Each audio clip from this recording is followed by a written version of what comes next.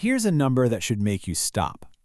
The average dual-income household in America today earns significantly more, in real terms, than a single-income household did 50 years ago.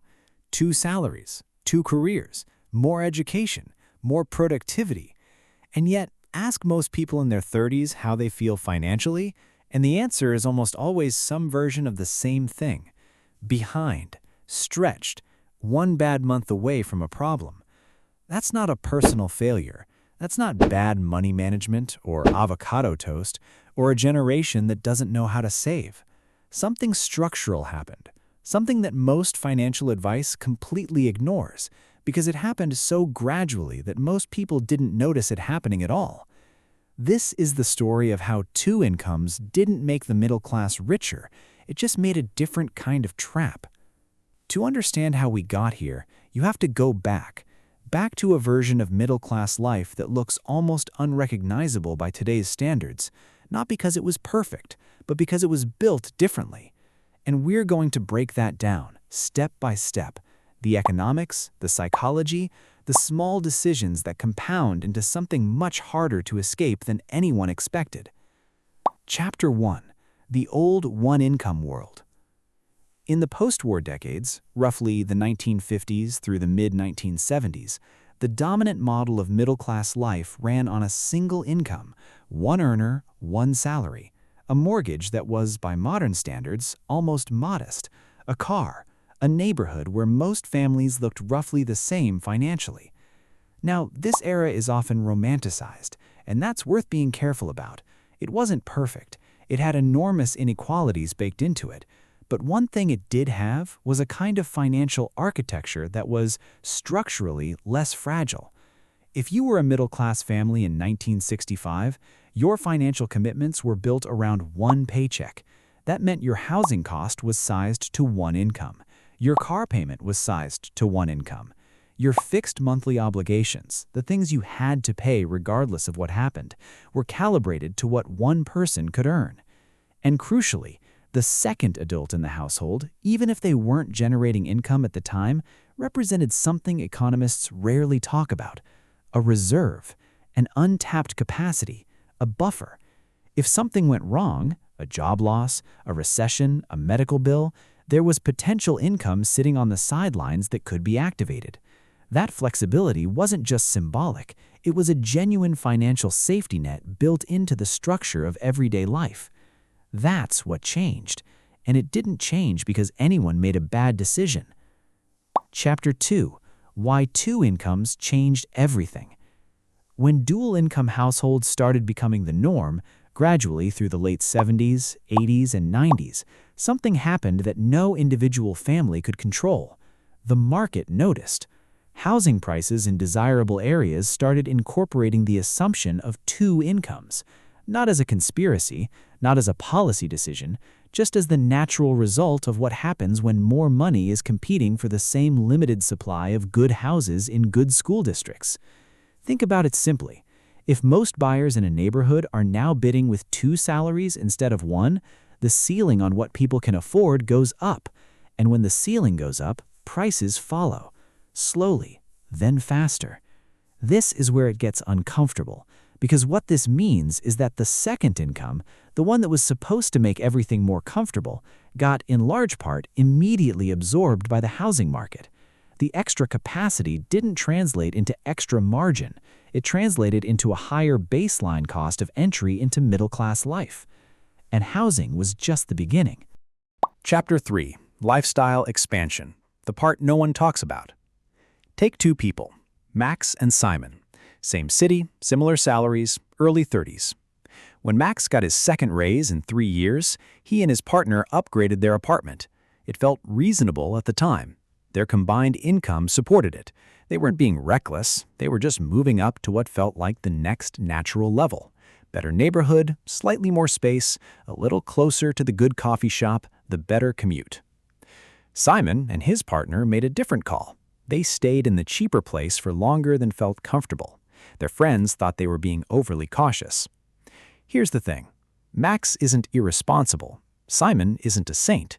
They just made different decisions at a moment when both felt financially stable.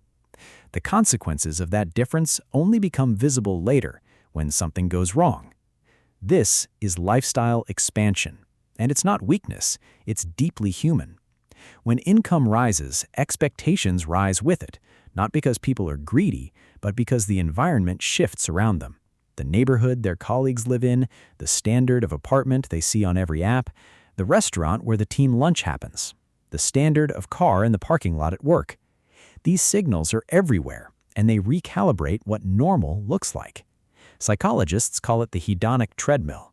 Economists call it reference group effects. Most people just call it life. And none of it is dramatic.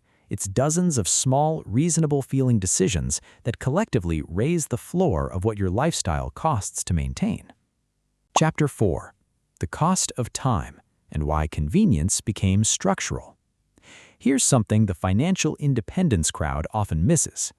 When both adults in a household are working full-time, they're not just earning more, they're losing something. Time, energy, cognitive space. And the market, efficiently, almost elegantly, has built an entire industry to sell that time back to you. Meal delivery, pre-chopped groceries, cleaning services, TaskRabbit, dry cleaning pickup, childcare, after-school programs. The subscription that auto-renews because canceling it requires 30 minutes you genuinely don't have. None of these feel like luxuries. They feel like necessities. Because when you're both working, when the evenings are short and the weekends disappear fast, spending $12 to have dinner arrive at your door isn't indulgent. It's the only sane option. But it's expensive. Systematically, structurally expensive. And it's not a spending problem. It's a time problem that expresses itself as a spending problem. The family that would have cooked at home every night, done their own yard work, handled their own logistics, that family simply doesn't have the hours to do it anymore. So they pay someone else. And those payments add up to hundreds, sometimes thousands of dollars that evaporate with nothing to show for them. The second income didn't free up time. It replaced time with money, and then immediately required spending that money to compensate for the missing time. It's a loop, and most people are running inside it without realizing it. Chapter 5. The Fragile Middle Class. Here's where it gets genuinely uncomfortable. A one-income household built around one income has a specific kind of risk profile. If the earner loses his job, it's serious, but the structure was built for that single load.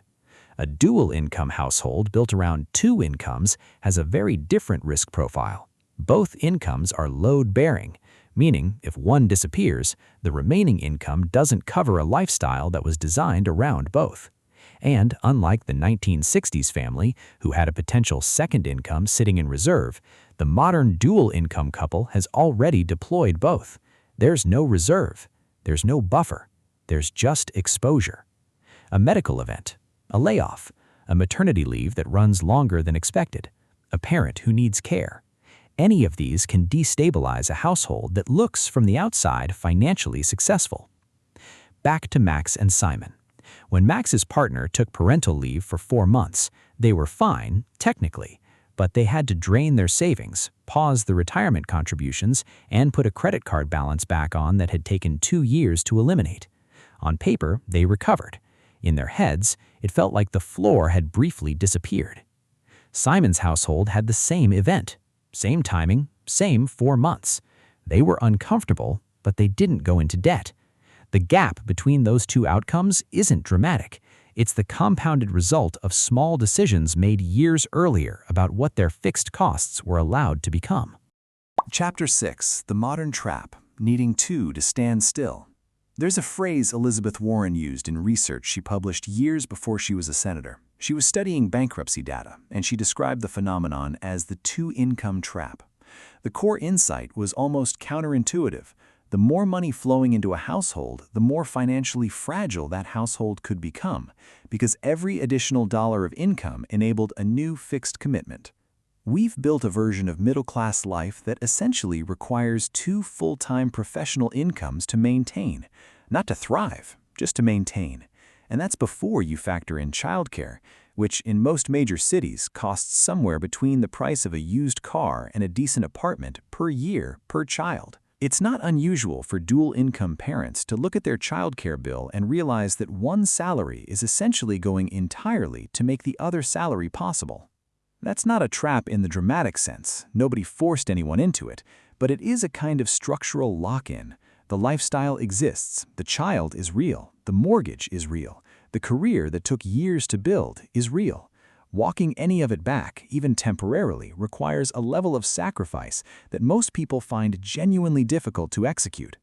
And the younger generation looking at this from the outside, in their mid-20s, doing the math on what it actually costs to enter this life, many of them are deciding to delay or to opt out in pieces. Not because they're lazy, because the numbers, at current prices with current expectations, simply don't work the way they used to. Chapter 7. Framework. What this actually means. So, what do you do with this? The honest answer is, there's no clean solution. This isn't a video that ends with 5 steps to financial freedom. The structural forces here, housing markets, childcare costs, time scarcity, social expectations, are not things an individual household can simply think their way out of. But awareness changes decisions, even slightly. The question worth sitting with isn't how do I earn more, it's what does my lifestyle actually require to sustain, and whether the choices that created that requirement were made consciously or just accumulated quietly over time. Max isn't a cautionary tale. Simon isn't a hero. Both of them are navigating real trade-offs in a system that wasn't designed for their financial flexibility in mind. The difference is just whether they ever stepped back and looked at what they'd built, and whether they had a choice they could see clearly enough to make. Closing. Here's the question this video can't answer for you. At what point does more income stop buying more freedom and start buying more complexity? Because the data on middle-class financial fragility suggests something quietly important. For a lot of households, each additional dollar of earning has been met with an additional dollar of obligation, sometimes more, sometimes less, but rarely does more income translate automatically into more margin. The market is very good at absorbing income. Housing absorbs it, childcare absorbs it, convenience absorbs it, expectations absorb it. 2 incomes were supposed to mean more breathing room, more options, more security. For a lot of people, it mostly just meant a more expensive version of the same feeling. Think about that.